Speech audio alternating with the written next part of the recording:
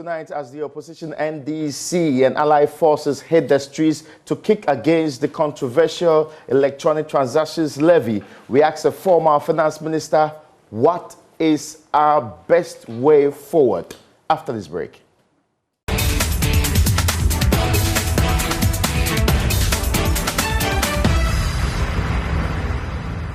You're welcome back. This is Upfront. My name is Raymond Aqua. Tonight, it is that youth wing of the NDC that hit the streets of Accra to protest the passage of the electronic transactions levy. This very controversial levy has generated a lot of pushback from various sections of society. As we speak, government earlier today also organized its third forum town hall meeting in Tamale to try and get people to understand why they should support this all-important levy. This comes on the heels of recent wave of downgrades by reputable rating agencies, raising questions about the actual state of the Ghanaian economy and the alternatives on the table. Well, to help us navigate these troubled waters is a former finance minister, let's not forget, and whose tenure went to the IMF. So a lot of experience on the table to help us understand what the options we have today. Secretary, you're welcome, sir. Thank you very much. I hope you are doing well. I'm doing well, by His grace. Do you feel that this is a wonderful time to be a finance minister?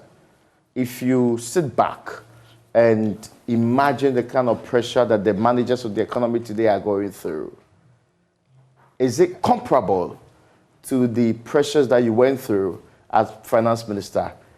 The dawn before we decided IMF was our best option. There are some similarities to the extent that we are dealing with the economy. Mm-hmm. But I must also say that the situation here, as we face it, today, appears to be worse than the point at which we decided. Really? Yes, definitely. And we can use some of the numbers, to show it factually. From GDP? GDP, we've seen some growth. Yeah. And particularly on account of 10 field and Sankofa. But remember, GDP inclusive of oil was growing. The non-oil GDP was flat. I'm sure you've seen some of those graphs. So it means that even before COVID struck, and all that, we did not have, the transmission that was, necessary. Okay. But we've been there before. 2011, GDP grew. We had 14%. That was first 14% on account of oil predominantly. Oil, yes. And that was the perfect definition of what they call it, jobless growth, they say. No. Really? Yeah, because if it doesn't transmit into the economy, yes, it's a one-time, injection into the economy. Yeah. But remember, there was a lot. For example, it may not be that many, but when I visited, I had opportunity, not with Jubilee, but with the 10 field. Okay. You saw Ghanaian engineers, down there, when we went into the rig, further down. And you saw engineers they had mobilized, Ghanaians. So you saw middle-class Ghanaians, what you call white collar, technical, trained purposely and doing the work. You saw, on the flights to the rig, you always saw, quite a buzz of activity. You saw catering institutions. Okay. You saw, so you could see signs of, the economy. Again, if you see the mechanisms that we put in place, including the wherewithal after the single spine, issues came up. Okay. You see, we look at employment, we look at growth, often in terms of, particularly when it comes to employment payroll. But Raymond, if we build 50 e-schools and we built maybe that less, but maybe half or so of hospitals, right? Terminal 3, you look at the activities there. I think it's about time we look at the real sector. Okay, that's interesting. We'll actually be getting into that. Yes, so we're getting into those specifics. Yes, the question about what all the monies that have come into our system we have used it for is also a very key question. In fact, some believe It's that legitimate. it is perhaps the most important question for them to decide whether to agree to pay E-Levy. But I want us to go back a little bit. Now, there's a question I asked about whether, these are familiar. Yeah, they're familiar. They're familiar. It's because we moved on. But let me paint the scenario. Yeah. We came in, crude oil prices were robust and high, and 110. It hits 110, $115 per barrel, which means that we had started production. It enabled us to put the PRMA scheme, stabilization fund, which we use for COVID, sinking fund, which we use primarily to refinance and also reduce, take off 550 out of 750 of the President Kufuor, the bond that was issued, the first sovereign bond, and so you could see the use of oil coming in because the PRMA thinking is, hey, look, oil is new to the economy. Let's use it differently. So those who don't know, PRMA is the Petroleum Revenue Management Act. Yeah. Yes, that's right. Which came into force before even we exported first crude. Okay. Right. So, so from stabilization fund to sinking fund to, it was part of it also went into infrastructure fund, and all that. So you could see something new coming out of oil which had never existed. We can come to it, yes.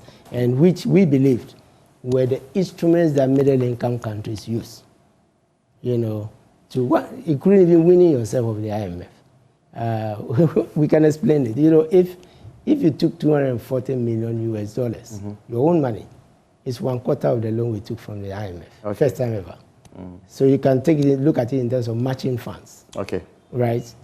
Again, compare it to 250 million Ghana cedis, which we took from the same fund when we had the Kwame Nkrumah from fire and flooding disaster from the same fund. Question: if with 2 additional oil fields, we were continuing to put it in and not lower the stabilizer, could we, with 2 oil fields, have taken out 750 what COVID struck? These are the questions we are asking. Because the situation before COVID was relatively good. Remember, crude oil prices had rebounded. And then 2 additional oil fields gave the output from about 70,000 barrels average, that's the average that's used to, close to, within 2 years, close to 200,000 barrels per day.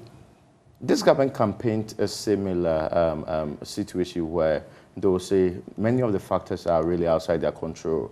They can talk about COVID, they can talk about... That's what I'm talking, pre-COVID. Yeah. I'm talking pre-COVID. Yes, yeah. For the avoidance of doubt. Yeah, so I'm actually saying that, yes. I mean, there are legitimate excuses that government can raise about shocks they couldn't control, which is why we are where we are here today. Do you agree? Every government has shocks. Every government, right? I believe. The president quickly said something.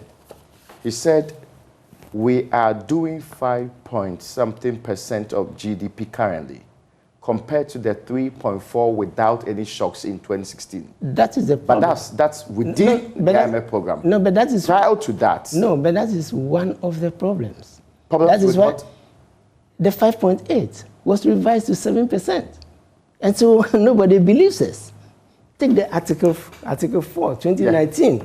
In the IMF, everybody, Fitch, nobody said we ever did 5.8. And in fact, before the 7%, 7.2, you can Google, I had written an article that will come to hunters.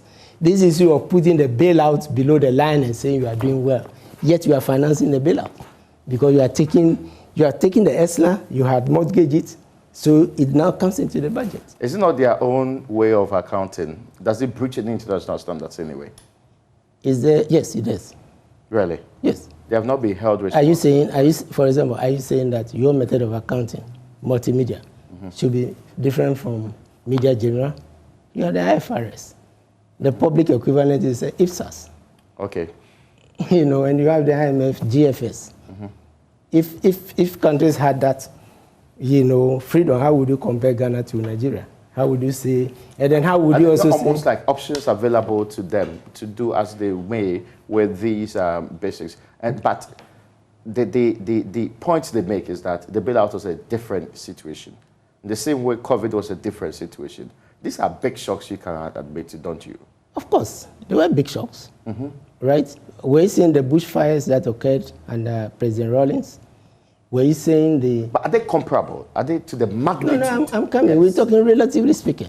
Remember, President Kufuor discovered oil, but when he faced, the prayer sessions, which everybody jokes, at Akosombo, when which led him to bring in Bui, dam on board and all that, the thermal power situation, which led Rawlings bring, the bushfires, the burning, that was pre-oil. That was pre-rebasing. So right? To you, every government faces shocks? Of course, yes. Every government faces shocks. Every government. Forget about the size. And that is the rationale behind the stabilization fund. There's a way I want us to break this down. Let me you are making, let me make two comparisons. Yes. When a parachute breaks the anchor of a parachute which was speeding away, breaks the gas pipeline that supplies gas to the whole of Nigeria, the whole of West Africa. At least, let's say, a number of West Africa. That is the purported act of God that your government said was responsible for our power situation. Yes, there is COVID act of God. No. Force majeure. Yeah, yes, of course. Yes. So could you say, are the two things both force majeure? The fact that you gave it a name, doing so, to say that non-performance doesn't make any difference. 2.5 years, you know that. We didn't had our own VRA workers dying when, after it was repaired and they pushed, yes. And it led to a Mary. Nobody wanted, because we're 2.5, months, then it went into 6 months, into whatever. So I'm saying that, which led to VRA, buying, crude, remember, at those high prices, which is why we did ESLA. The accusation was that it was because of global financial crisis in 2012. Global financial crisis. Yeah. Remember? Yes. Remember, it was global. Yeah, the rippling effects on us. Yes.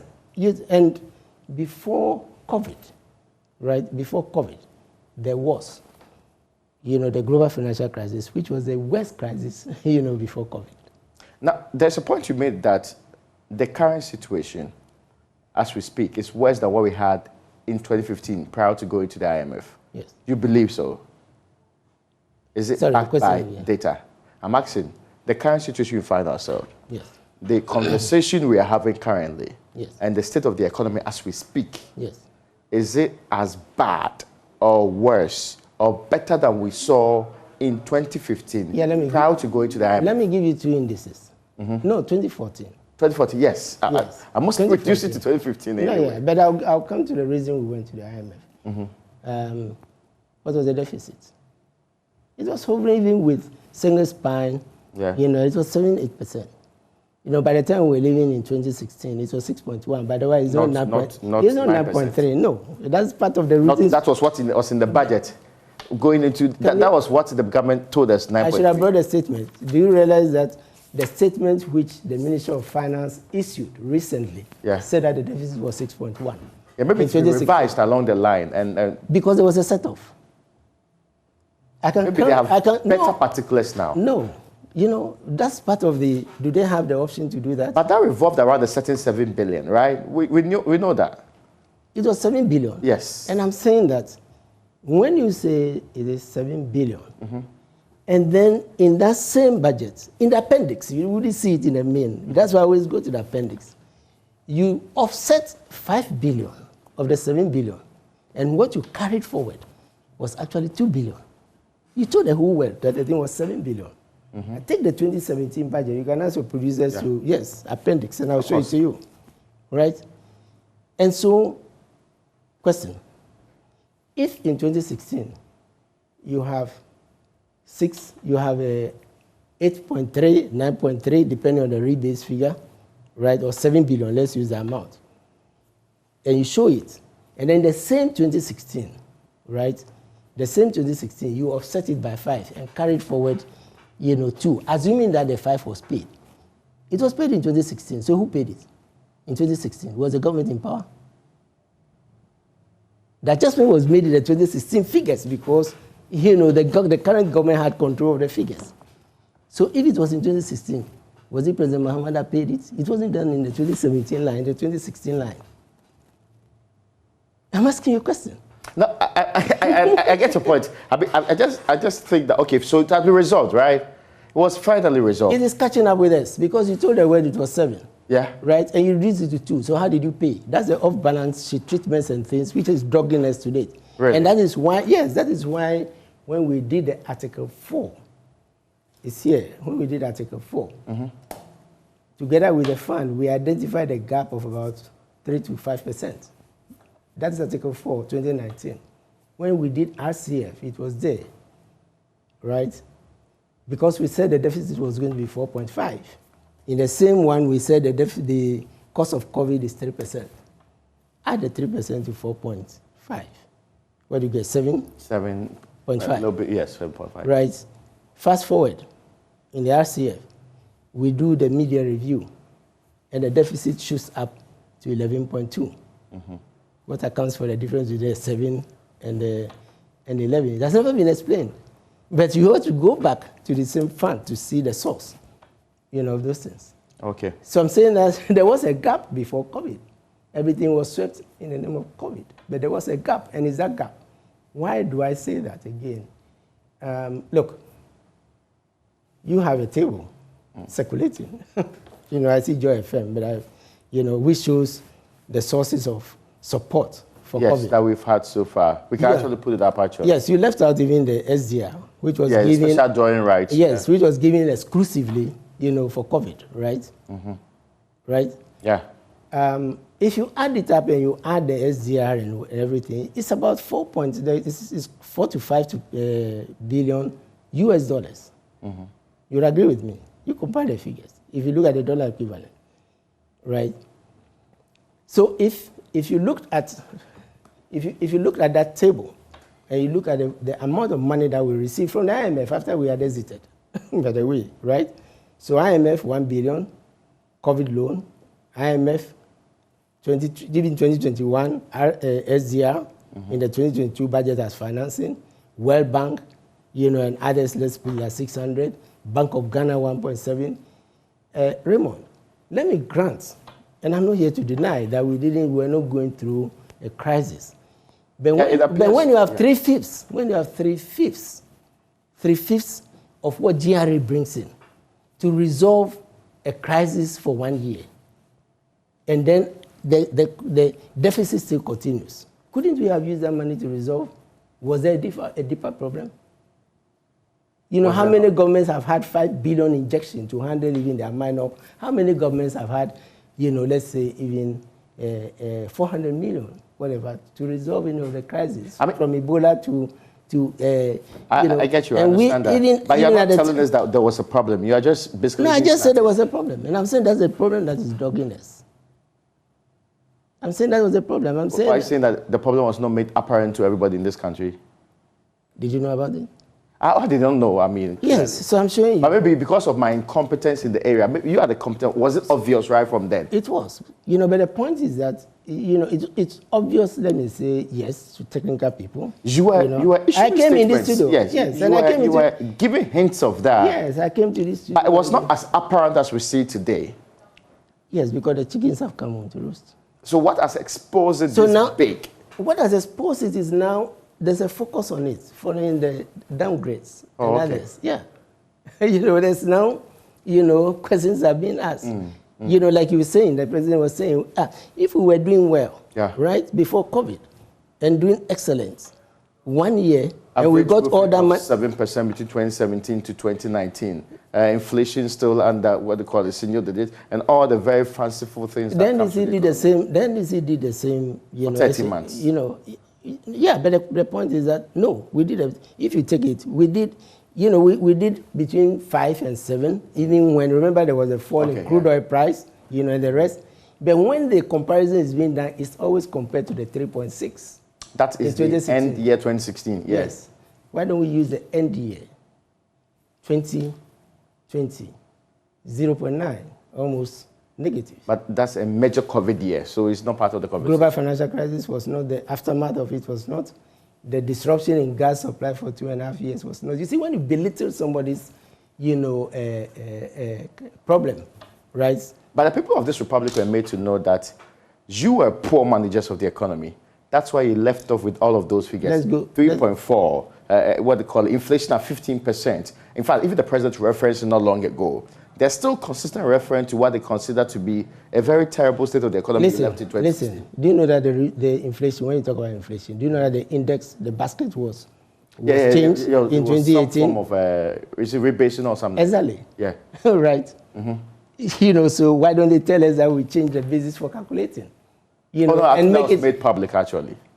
No, but I mean, no, when the president compares that. Okay, when he compares it to the previous one. Precisely. Yeah. And when he's comparing NDA, why does he compare average to average?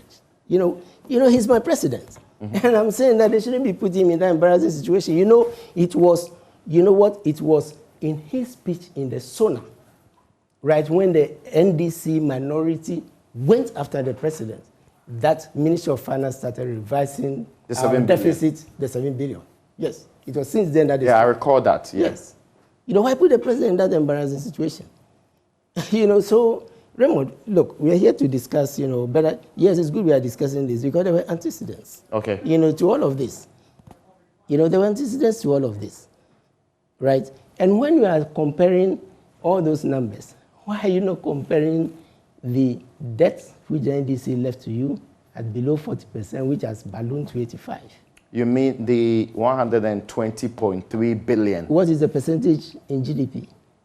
You can look at the nominal.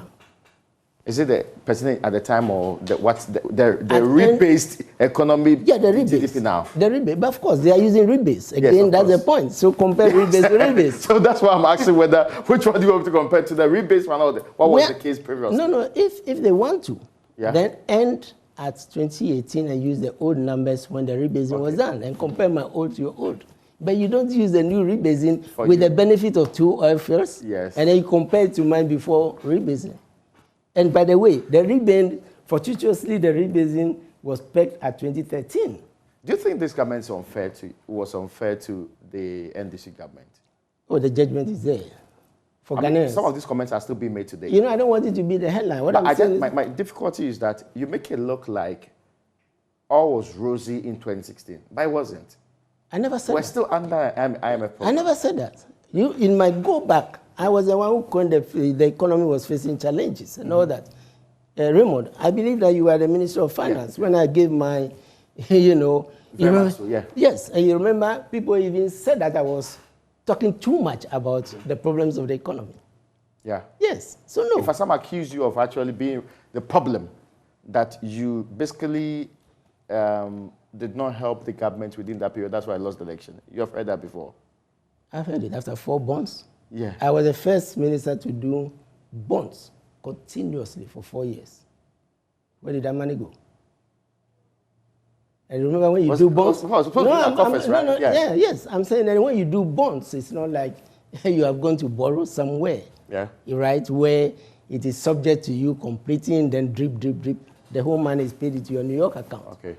You know, so if you want to compare, yes, I did 4 bonds. You know, we were on to our 5th. So compare what we use our bonds, right? And so, yes, those were some of the things that were fed. But when you do 4 bonds, where did the money go? It went into the economy, right? And I was also, you know, our administration was for transparency. If we were not for transparency, we wouldn't make it compulsory for the public debt report to be embedded in law to be presented. If we were not, we wouldn't make ESLA compulsory to be the report to be tabled in Parliament. If we didn't, you know, when my good friend Omelevo was surcharging and whatever, you know the source of the law, it was the PFME. Yeah. Who brought it out? So we brought out the sanctions, you know, and that was, I remember we were confident we were winning 2017, but we didn't soften because we felt it was time, you know, to let Ghanaians know the situation. We'll be going to the slides that you provided for our conversation soon. I mean, but this is a very important question. Yes. Now, we're having a banter of a sort with, you are very active on Twitter.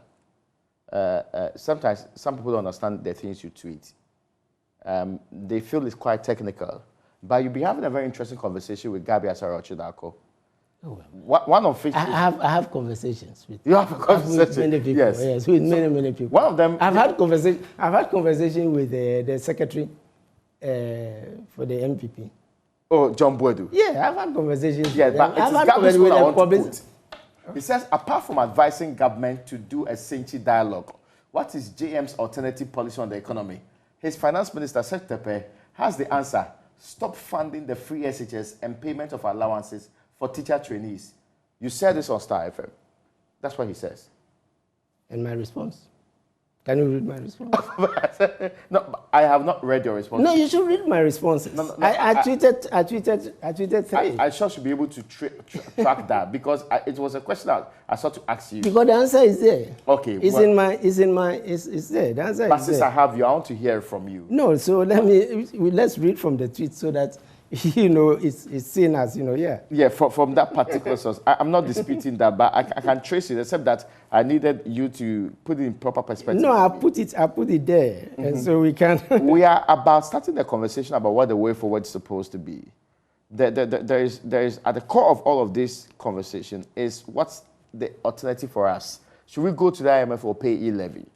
You were accused of supporting the E-Levy along the line. You dismissed that.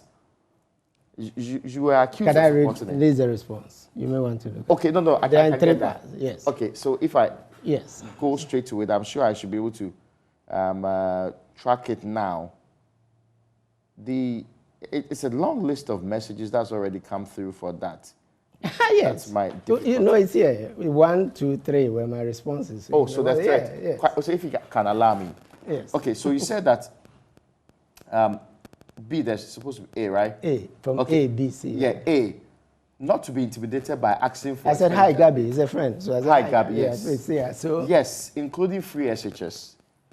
As part of the way forward in getting us out of our CAA, that's the current grade that Moody's put us, right? The junk status. The junk grade, yes. A fair or foul record from 3 years ago. Better grades of Honorable Minister asking those with the means to pay for free SHS. Still relevant. Do you remember that? Yes, the minister said, the current finance minister said was this part of the debate on free SHS? That was what I was asking him. He was shut down.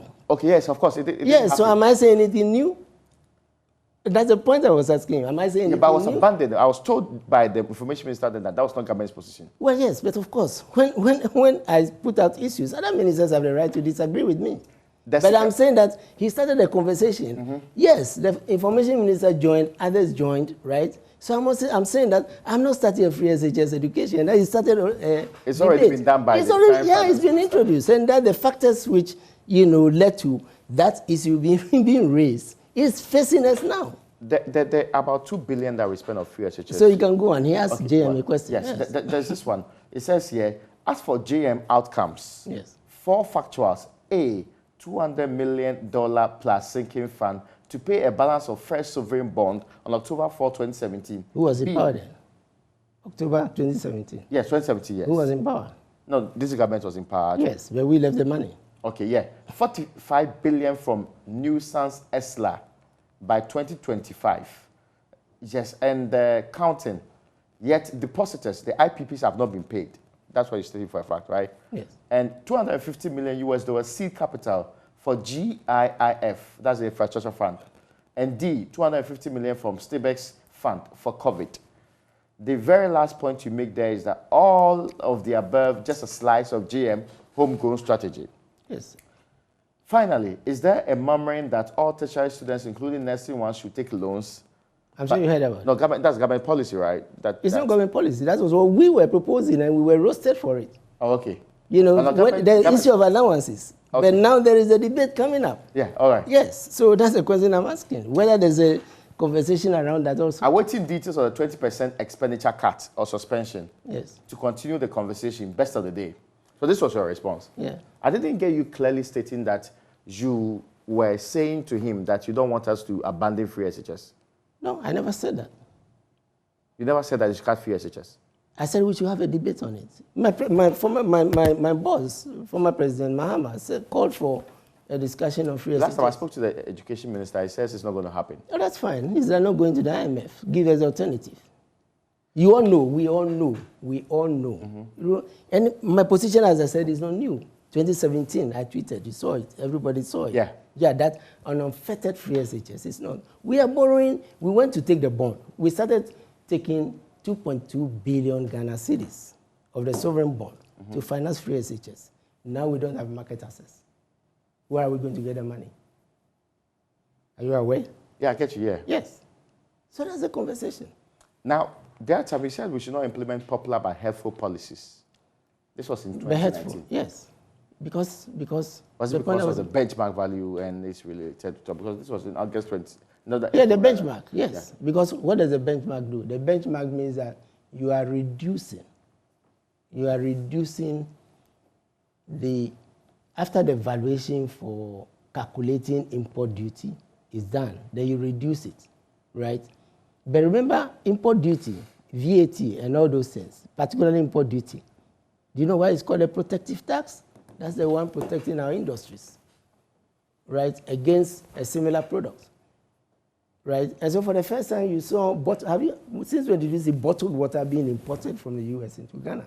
Those days. Since when did you see beer? And that because they were heavy, weighty. But you reduce the protection for them. So, it started flooding the market. And as a result, your Guinness, your Belacqua and others, you understand the point I'm making? Point. Yes, so it's popular.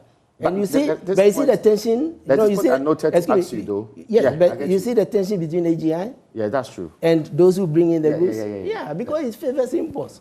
That's true. And Bank of Ghana is certain. Because manufacturing. Yeah. Yeah.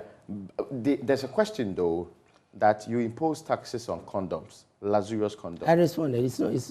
We never. The point is that. In fact, the General Secretary of the NPP. Yeah, because that's. Because they are trumpeting this. Let me make 2 points on that. Let me make a correction and let me make another point on that. When we impose the temporary import duty, right, the base is the tariff, which customs uses to clear. But the tariff is 99 chapters into detail. And so when they take health products, customs has to go through every single line so that when somebody brings health products, those that are taxable will be there, they will see it. Those that are exempt will be there, will be seen. You won't see in the bill, because it preserves those things. But in the course of that, whether typing or whatever, somebody made a mistake. It was dictated at committee. But they brought it. It never made it into the law. So there was I challenge anybody to pick a law and say, this is the law which Setekwe went sent to Parliament imposing a tax on condom. Fast forward. So how come this became fast forward, right? If you send, the proposal, if you send Momo, to your sick mother to buy drugs, for family health reasons, and you want your nephew or whatever, to be responsible and say, the advice, if you want to do it, protect yourself. Today, that Momo, under the proposal, right, for that health product would attract, that the levy would be on that product. Yeah, that's true. Yeah. So you see, and even whilst you are imposing the thing, right, even while you are now imposing on it, you keep telling the lie. That we did it. When you actually that they have never quoted any section of the Customs Act. No, even that's true. That's without doubt, actually. Yes, so if you knew that. But why do you allow it to fester for this long? Of course, a propaganda machine. Back then everything was non-performance, GM, whatever. Now, now Ghanaians are, they were being given the benefit of the doubt. Everybody, honeymoon, so yes, and they did all of that to, yeah. The slides you gave me, are they connected to you justifying why E-Levy should not be introduced now? No, the first part of the slide is telling Ghanaians where we are. And so the second part, they should put it up now. Yes, and the second part is saying that it won't make any difference. So, sorry, that's what we are seeing on the screen. Yes. You see, where we are, how does this tell us where we are? What I do, if I may just get no there, problem. Yes. You should have a stick or something. What I do is I take the total revenue. Okay. Right? And then I list in this column what we spend that money on, if everything were okay. The first one is, compensation. Compensation, yeah. The second one is interest. The third one is other recurrent expenditure, because interest. And then this one is capital, right, for development projects and the rest. Then you have arrears. And then exceptional expenditure. This is a bailout, right, which we push down. So what I do in this column is cumulative, right? So I add, the 30 to the 35, and I get this. And then I add the 66 to this, and I get this, So cumulatively, as I add the expenditure, You know, my total expenditure keeps increasing, and it gets to the 134, which is what is, you know, expenditure, the total expenditure in the budget. The third column is, okay, I start financing. Remember, this is the revenue. That's it. Yeah. Yes, total revenue. So I start financing first 30, right? I cover it because it's 72. Then I want to finance 35, right? And the money remaining is 6.2. Okay. So the total revenue is gone. This is what we mean by we are using all our total revenue on two items. So the red interest here payment and compensation, and it's only part of interest payment. Not, if you reverse it, okay. yeah, because remember it is 35. So what we have been able to pay is about 29, right? Subsequent to that, all the rate shows that we are going to be borrowing. And you know, for a good fiscal program, you should be able to finance this yourself, finance this yourself, finance this, let me skip capital, finance this yourself. The arrears. Yes. Finance arrears yourself. And down here, finance amortization. That is the money, previous loans that you have taken. I get you. You should finance all this yourself, right? And then you'll be excused if you borrowed. Okay. You know, for capital. But here we are. This is the dependency of the budget on loans. This is what we mean. We have to borrow for... On debt, to be fair. Yes. So we have to borrow all through. We have to borrow. And we even have to borrow to pay the old. To the extent that when we got the SDR money, which is our own money... That's which a special drawing right from the IMF, the 1 billion. Part of it came into the budget, and we are using it to finance the deficit. We are not using... You are not seeing it in part of the expenditure where we will say, okay, 1 billion, this bonanza for us, like oil revenue, okay, let's use it to support infrastructure fund to do a Terminal 3 or some, you know, hospital or the rest. You. Yes. So that is the meaning, right? So if you go to the next slide. Okay, we move to the next slide and get to appreciate this properly. I'm sure they can fix it. Yes, I think we are there. So here, this the same table but expressed in percentage of GDP, and that gives you, you know. I see the negatives all through from 5.1 to 14 points. We have to borrow. And so the issue is, if you say, right, that, you know, you're not going to the IMF, what's the alternative for all this? And you ask me, at which point did we decide to? It was at the point where we had calculated all of the single span arrears.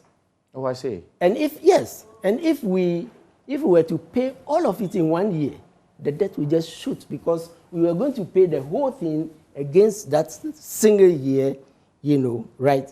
So we did a homegrown, and we said we're going to do it to repay in 3 years. Oh, I see. And they look at the numbers, and then the World Bank withdrew budget support. That's why I was saying that, you know, some of these institutions should be even. Remember, then they slapped zero financing, you know, on us, unlike the current situation where Bank of Ghana was allowed to finance 1.7 billion, which is even higher than, you know. So facing all of this, the pragmatic thing to do is to go to the only institution that can help you. One, because you needed to go to the markets to borrow. So, yes, so we went to the markets to borrow, right? But the markets, like now, downgrades and things were definitely going to come. And so the pragmatic thing is to go to the institution that is designed to give the signal. It's like the 5.8 I was saying.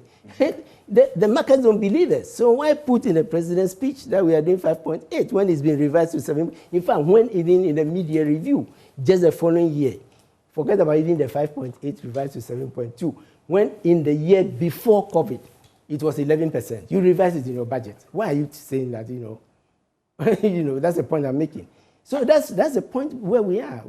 Nobody is believing it anymore.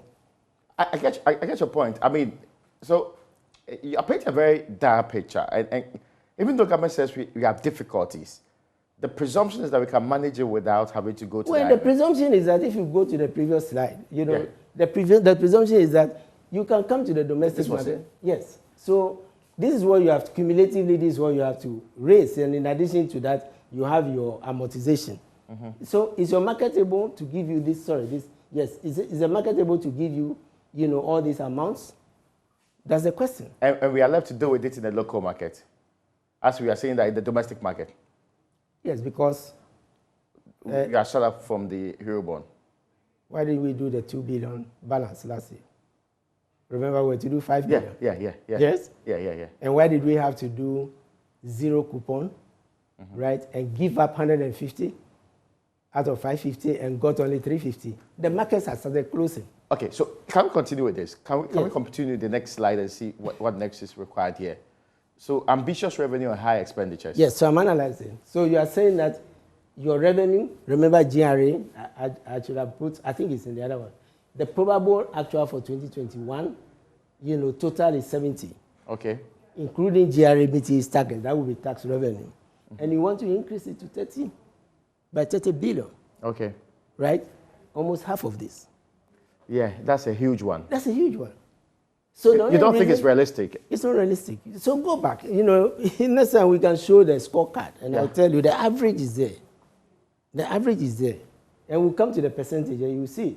So first, the revenue target itself is ambitious because the higher you have here, the lower the target is the deficit. And we'll come to the percentages. So the deficit is looking better. If they show us the percentage table, the next slide should be able to show us that. The percentage table, yes. Yes. If they show us the next slide, we can get to that particular percentage. Yes, so they can go to the next table because we are familiar with yes. it. Yes. Well, if David moves to the next slide, I'm sure, yes, we are there. Yeah. So you say you do 16.5.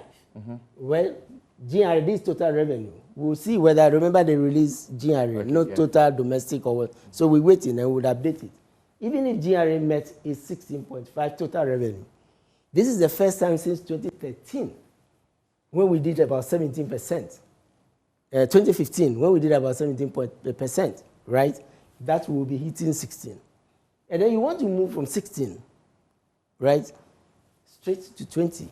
4 percentage points of GDP. That's the task. And much of it is on GRA. You don't think that's also reasonable? No, I'm talking about the record. Your record shows that you've been struggling to reach... because you moved from 16.5 to 16. Yes, but before then, this was languishing around 14. Okay. Right? That's why if I went back, I have that table, but it's not here. Okay. Right? And I'm saying that you can go back the last 10 years, and the highest that we came close and slightly above this was 2015. But you see, this is why nominal is not reliable. Yeah. Because your GDP has been increased by 2 more oil fields, so obviously you get more revenue. But the point is whether as a relation to the GDP you are doing. So we're saying that this, so obviously this high, and then another one here. If you look at the, remember this is the, if you go to the 2021 budget and you look at the medium term in that, the GDP is about 4, is around this figure. Okay. So we've actually increased this. Of course, it affects the revenue, right? But you are increasing GDP and increasing this. And then you have, here, the probable actual is 2021. And we are saying we'll move it to 7, for 2021, move it to 7.1. But if you take arrears, the nominal, if they went back, you will see it's 1.9. Is it realistic? Well, it's contractors are saying that they are owed 3 billion. It's interesting. Yes. Can you wrap up on this, what they call it, background for me, if it's possible, then we can move to the point where E-levies are optional, it's not an option on the table for us. Yes. So is this the slide to wrap up with? Yes. So to wrap up, what I do is to just pick the 2021 budget. Okay. Pick the 2020, which is showing a path. Yeah. Right? The probable actual, right? And then, pick 2022. And I'm saying the red has been there. In fairness, the red has always been there. Sometimes we are able to cover this, The recurrent one. Yeah, and then we are able to pay, amortization. It has been there. During when the crude oil prices fell, when we had single spine and all, the rest were just moving up until we created a sinking fund and found a way better, to borrow. And so one is not saying that this is a phenomenon of only this government, but we are saying it's getting worse. I see. Right. So you just to compare this. Yeah. Okay. Now, are we moving to the slide where we get to appreciate what we should do next? Yes. Before we get there, okay. Before we get there, you can see that is a one-time inflow. The E-Levy. That's the E-Levy, yeah. The E-Levy. the SDR is a one-time inflow. It's not going to be repeated. Okay. Yeah. So now we can move on. So you are seeing the proportion, even in nominal terms. Yeah. You know, what the E-Levy, you say 20%. And yet we'll do 1.4. And you do 1.4. How can it be the savior of everything? Not even half of it. Not even, it's actually a drop in the ocean, to be fair. Yeah, there are other minor revenues which are, you know, this is the debt situation. Next, I'll illustrate with the graph. So we can move on, yeah. Yeah, next. Yes, sorry. Can you go back, please? Okay, so this is where we are, underwater, all of this. So this is your revenue. So you are doing negatives all through. Negatives, you know, apart from this is the your total compensation. And the compensation, yes. Yes, and it runs through. And a little bit of the interest payment too, yes. Yes. Right? You know, and you are heading here towards 2022 budget, and, you know, and so when you look at it in graph and in percentage terms, then you see that, yes, because of the high revenue and others, you know, we are covering a bit more of this, but it depends on whether we are able to. Yes. So next. Next. Next. Pause. So this is the graph. This is from the debt management report. Okay. We don't want government debt management report. So it shows, you can see, it shows this is the total, and these are the components. So it keeps going up, right? But you can see that there's a slight drop here between 2015 and 2016. Then it starts rising again. Okay. If you show it here, and the difference between here, this and this is the bailout cost, the yellow. Oh, I see. Yeah, so you see, and this is the bailout cost, which, and this is the point I'm making. You can go back to 1990s where we have the fiscal tables, and I have all of it, and you will see that every government has combined it. And that's why you don't have the exceptional expenditures standing out, single spine and the rest, because they added it to the arrears. Right? You have a fuller picture. A full picture, yes. But then you see, this is the effect of policy. If you ask me, you know, way forward, right? And I'm saying, you know, like what I was listing, you know, in the tweet. So you can see, this is now the rate at which this is growing. It explains why you have this slide. It's not visible, but when you look at the rate at which we are growing, you will see that coming out of HIPIC and all that, when it dropped, it started going up, up, up, up. And then when we started the smart borrowing, the sinking fund, self-financing. Policies under your government. Yes. Yeah, it's there from 2014. You remember in that budget when we announced it started going down until 2017 when most of those policies were stopped. They started climbing again. Started climbing up. Okay. Now, is there any more slides you wish to show? Well, the E-Levy. Yes, this we know, what it is and all of that. You know, next there's I show it. So again, will the E-Levy make a difference? This is we saw those figures already. Yes. You can see it, and you can see, you know, it's not making, I compare it to GDP, I compare it to tax revenue, I compare it to expenditure, you know, and it's still a drop in the ocean in this case. And then there's one interesting one, and so this is the medium term, right? Not only for this year. Yes, because it's in the budget. Okay. So I just for the next 3 years compared. Yes. So I take it from the budget. And this is what we are going to get for the next 3 years. The highest will be 10%. 10%. But that's still not substantive, right? But that's my point. You know, so that's the point. Okay, I get you. So we move on to the next one. It's not even 10%, that's 10 billion.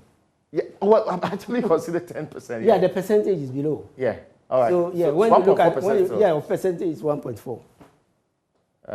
Out of the 20 that we expected. That is the projection. So the projection, please can you go to the previous one? So the projection, 1.3, then it will increase to 1.4, then drop to 1.3, and then to 1.4.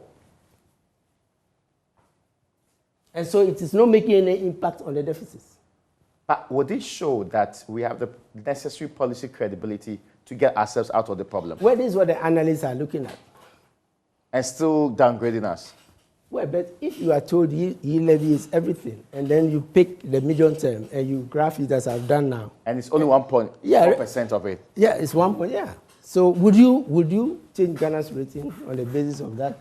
You know, and that's the same point I've been making a look. But government disagrees with that, you understand that? Pardon? Government disagrees with These are government numbers, please. Yes, but I'm saying they disagree with the interpretation put on it. They believe that all of this should influence any analyst to come to the conclusion. I'm saying whether the backers agree or not, or disagree, I'm using the government's own numbers. And let me remind you, Raymond, let me remind you that it wasn't Fitch, it wasn't the IMF, it wasn't, that started raising the issue that, hey, we are spending all our revenue on 2 items. It was an internal debate. That's true. We've been having this. In fact, you've been Yes, raising in your studio. those Well, I've been raising, write-ups. I've been raising my write-ups. But then the professors and others started looking at it. Yeah. You know, so in fairness, haven't we been raising it? Well, we don't want to blame it on only the IMF. Should we go to It's the, as if we, pardon? Should we go to the IMF? From your experience. What's the alternative? I want to see the alternative and compare. It's not an absolute question. It's not an absolute question because, and it defies a yes and no. The revenue measures in the budget. I gave you our reason. Yeah. 2013, we started with something called homegrown policies. Yeah. And we said, we are going to do sinking fund, we are going to do this, we are going to do that, we are going to do that. We even said that, you know, in 3 years' time, you know, 10 Sankofa field will come on stream, which it did and everything. And I'm telling you that the development partners and some of those who are, you know, today are making us complacent and making, you know, right, said no, you can't achieve it. They were not convinced. And then they started withdrawing budget support. Would they be convinced by our current revenue measures? Well, I don't think so. Because, you know, they are looking at IMF. Everybody looks at IMF. Everybody looks at Fitch ratings and the rest, and they're giving reasons, right? And remember, some of the protestations from government, right? And I'll make another point. Some of the protestations from government are on whether the debt figure is 78 or is 80, right? It's 78 point something. So whether it's 79 or 81 percentage point. As a B+ rated country where we came from, that number should be 60 to 65. So does it make any difference? Of course, there's a chunk, a huge difference between the 60s and the almost 80s. Exactly. Right.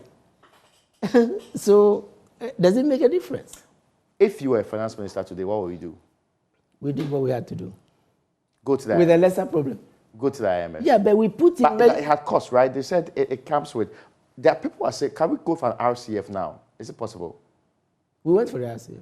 That's the RCF, yes. That's the COVID loan. Can we go back for an RCF? I'm afraid no, because the world is recovering. That facility is, you know, it's not, and it's meant to resolve a crisis. So what crisis? Is it COVID? That is meant. So you have to go for ECF or something else. The external credit facility.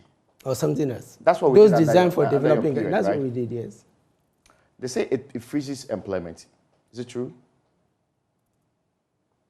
Oh well, yes and no. No, but I want to know the realities on the ground for us. Would our employment be frozen? Can I show you the reality on the ground? You see, let's have the conversation. Yes. I get you, yeah. NAPCO, yeah. Why are they not being kept on the payroll? Yeah, because they have to be phased out. You can't sustain it. So, why ask me why I also didn't increase?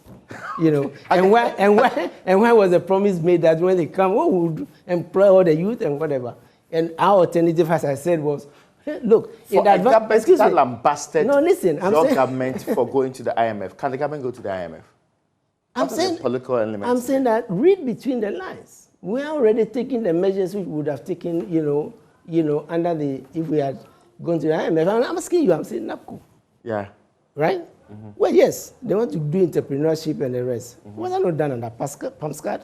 Dr. Bochwe? ERP, SAP? Mm-hmm. You know, did we not, you know, implement all of those, you know? Yes. So we are having the memories, as I said. Are we going to continue paying the student allowances? We are winning them. Because remember, the student allowances are going to come from the recurrent expenditure. Okay. We are going to be borrowing to do it. So I have less than a minute. Yeah. I need you to advise this government so that the economy does not fail totally. It's in my writings. It's in my graphs. No, I just want you to tell me what we should do now. Okay. What we have always done. Revenue.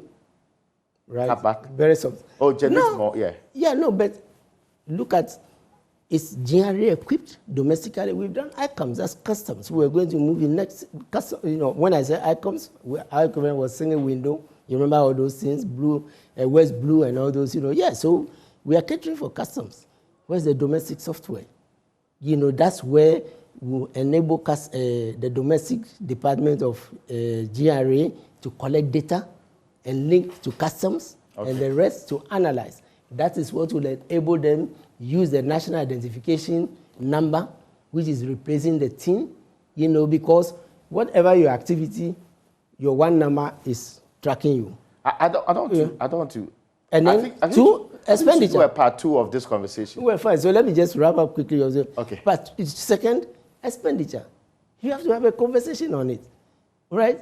So the conversation was started. I wanted it. My president said it should be done. I tweet, and I'm asking a question, haven't we? And then 2 is when you do that you give some sign that the deficit will slow, because the deficit is what is so affecting the loan. I've run out of time. And then you do that, and then you go to the rest. We should do a part 2 of this. I think this conversation will continue until the government takes a decision on what to do and gives us an alternative if they're going for the IMF. You're welcome. Yes. But folks, that's where we end today's edition of Upfront. Many thanks to you for joining us.